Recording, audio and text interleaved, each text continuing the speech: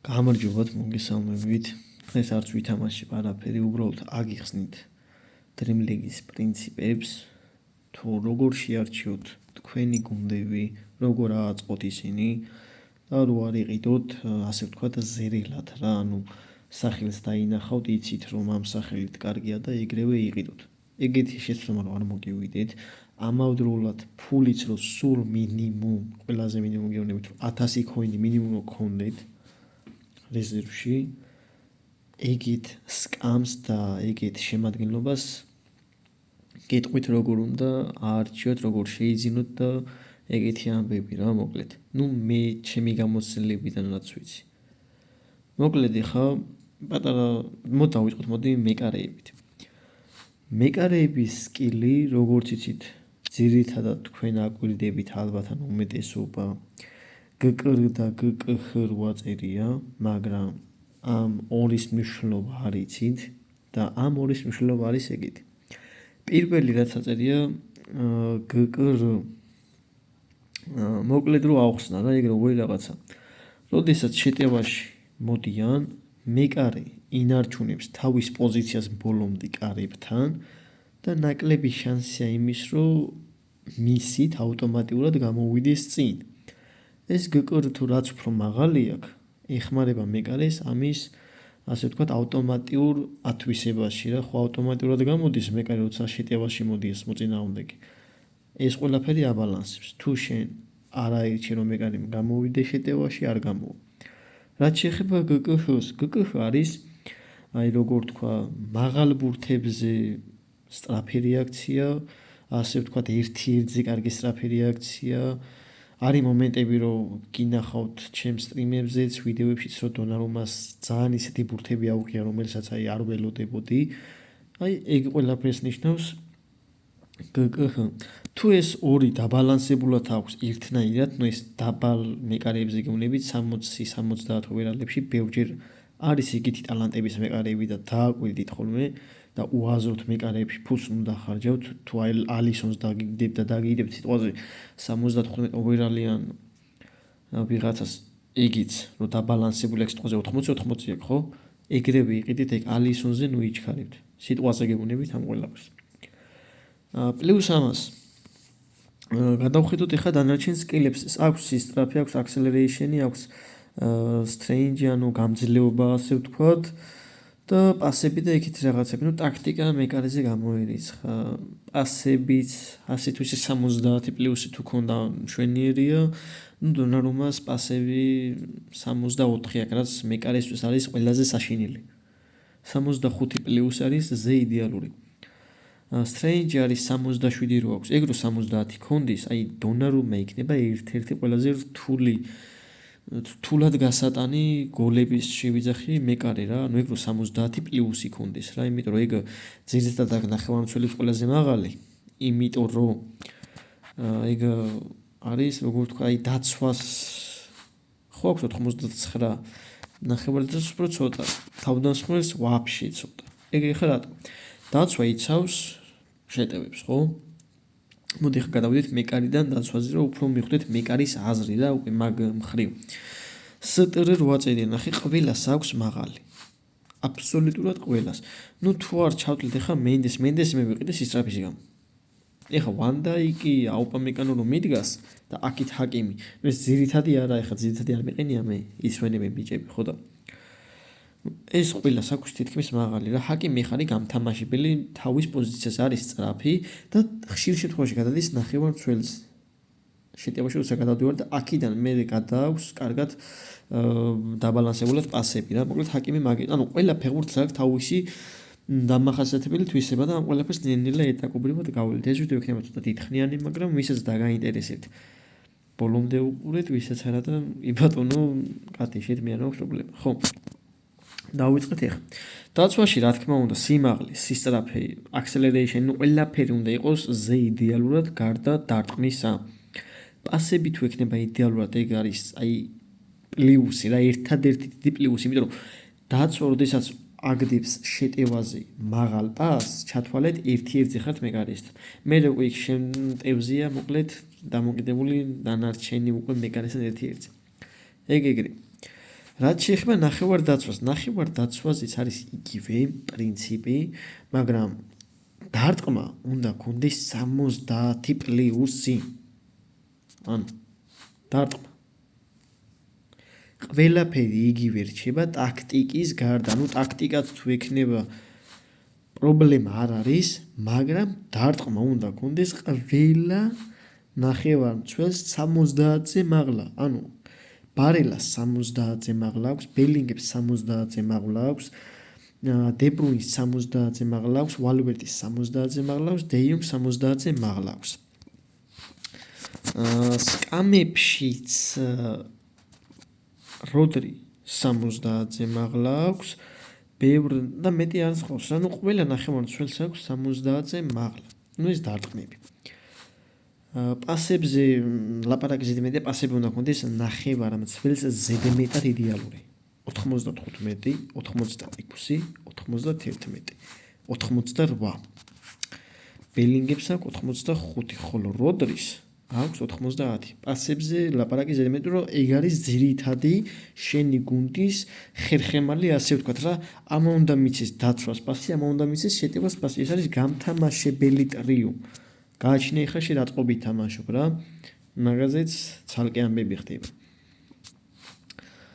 ეს ნახევარდაცვას და მეკარეებს რომ დაუბრუნდეთ ხა. მეკარეებს ძირითადად სჭირდება უფრო სტაბილური თუ გინდა კარგი მეკარე, გკრ და გკხ რო კონდეს ერთნაირად, ან ძალიან მცირედი სხვაობები. ხა დონარუმას აქვს ძალიან გაფრენილი სხვაობა. აი მამარდაშვილს აქვს აი იდეალურზე იდეალურად, მაგრამ სტირ არ უარკე. დონარუმა 67 აქვს. რას ვიზარ. მაგრამ მე არაფერი კაცო, სტირ გვინდა მეკარეებზე მინიმუმ 70. ეგ არის ძალიან იშვიათი რომ ეგ მეკარეს კონდეს. აი ეგ თუ აქ მეკარეს ჩათვალე ნახევარმცველის ტოლფასია.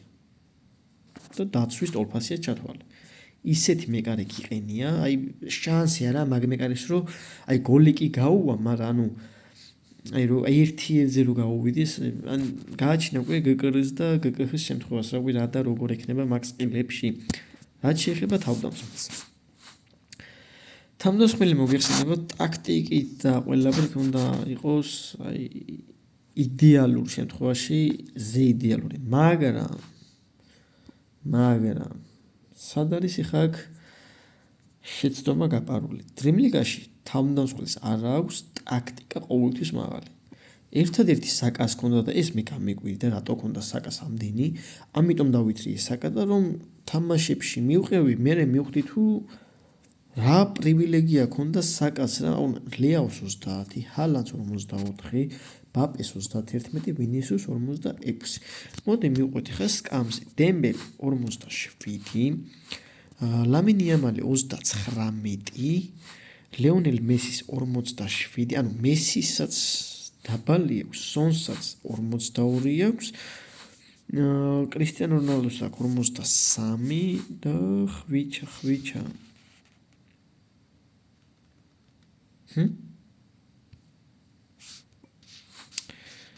ხვიჩა სანდროს.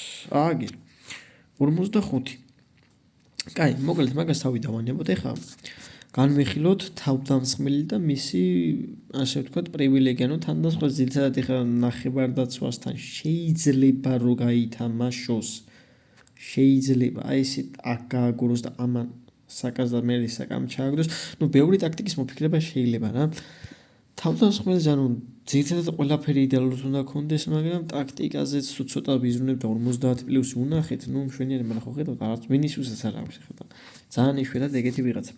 კაი, გადავიდეთ ეხლა წყობებზე, მე რა წყობა 4-3-3 ყველა წყობა მაქვს, საერთოდ 3-დან 3, იმიტომ რომ ეხლა ახსნათ მოდი 3-ვე. დაცვა. როგორც ხედავთ, ყველა არის ძალიან ახლოს შევიწროებული, ერთმანეთში არიან ძალიან ახლოს და ოდნავ უკან ჩამოწეული. ბალანსია გაშლები და ოდნავ ზევით, ანუ დაგვიდით ჩამოწეული, აქ ოდნავ აწეული. შეტევაზე უარესად აწეული, ხვდებით? აი ოდნავ იწევიან ბალანსს. ეგ პლუს ეგ ბალანსი. ტაქტიკას ახლა რასაც მიეჩვევით, თავია რომ მე გითამაშოთ 5-3-2 წყობაც მე ძალიან, ასე ვთქვათ, მომწონს 5-3-2 წყობა. თუ ყავთ ბევრი მცველი, და ამის ასე ვთქვათ, საშუალება გაქვთ მეორე ტაიმში თუ აგებთ სიტყვაზე 2-0-ს, ან 1-0-ს, აი ყველაზე მიზერული ვთქვათ 1-0-ს აგებ, არის გუნდი მაქსი და შენ ხარ რაღაცა 60-ო. ეს წყობა არის მეორე ტაიმისთვის აი გაუვალი კედელი, აი ეს სწორი აქ ჩამოდის. დე ბრუინი და დე იონგი ჩამოდიან აქ და ვალვერდე შედის აქ. ანუ 5 კაცის ნაცვლად 7 კაცთან უწევს ბრძოლა მოწინააღმდეგს. ანუ თამაშიც რომ დააკვირდე, ყველაფერი მიდის ეგრე. 4-3-3-ის წყობაში მე ვიყენებ ძირითადად ბალანსზე და აი ამ 4-3-3-ს და ძალიან იშვიათ შემთხვევაში ვიყენებ რომელი წამდა იცი? 3-4-3 არა. იცის არა.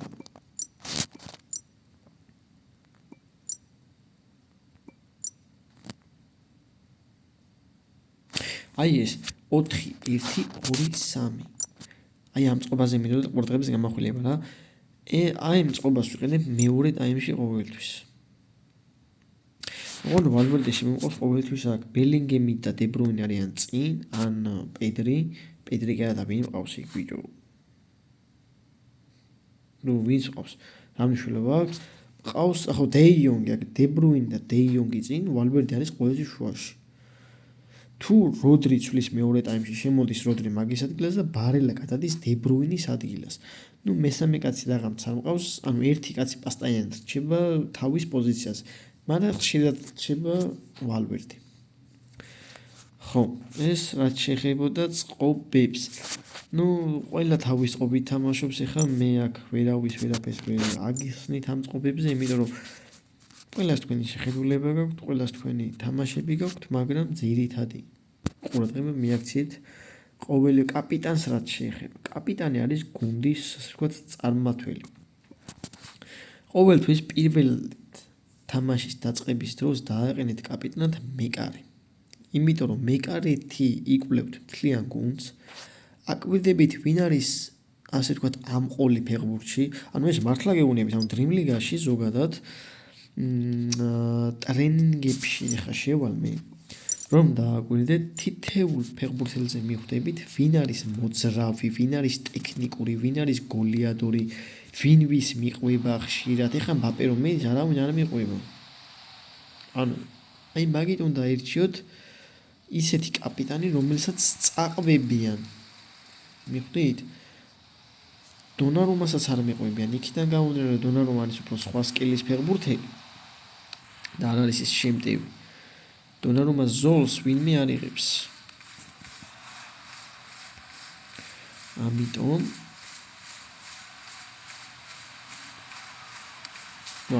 ვოლი შეიარდა, ხო და რას ვიძახოთ? ნუ ამას უფრო თამაშებში უფრო მიხვდებით ვინ არის ლიდერული. ტრენინგში აზრი არ აქვს. ხა ჩემთან ლიდერული თამაშებში არის ჯანლუიჯი დონარუმა. ანუ ბევრ მატჩი დონარუმას აქვს, ასე ვთქვათ, ძირითადი ლიდერული ხასიათი თამაშიდან გამომდინარე ვიძახი ამას რა. ბევრ მატჩი. ახლა ბურთის მოჭრა უნდა ვცადო.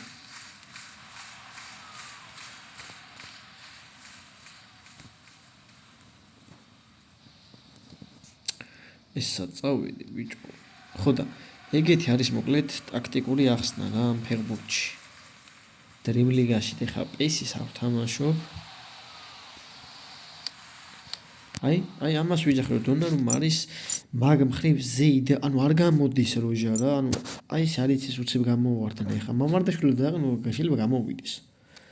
ნუ დაბალი აქვს მამარდაშვილს ეს ყველაფერი აქვს, რა 62 აქვს.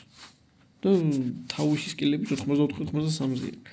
ნუ მოკლედ დღეისათვის სულ ეს იყო, მცირედი ახსნა განმარტება თამაშების შესახებ.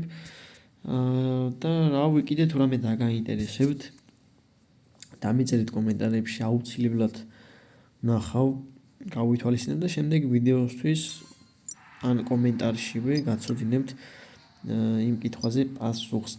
მადლობა ყველას, ვინც დაალაიქეთ ვიდეო, ვინც გამოიწერეთ არხი. შევხვდებით მომავალ ვიდეოში. ნახვამდის.